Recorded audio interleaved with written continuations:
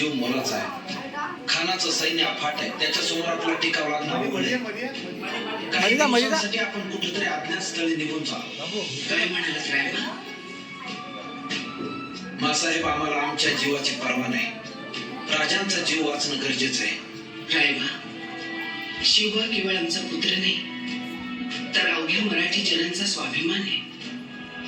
या मातेने आपला पुत्र गमावला तरी बेहत्तर, परंतु भ्याडपणे पळून जाऊन या मराठी मुलखाचा स्वाभिमान गमावता कामा नये. अशा वाघिणीचा मासाहेब आपला पुत्र आणि मराठी मुलखाचा स्वाभिमान विजयी टिळा लावूनच परत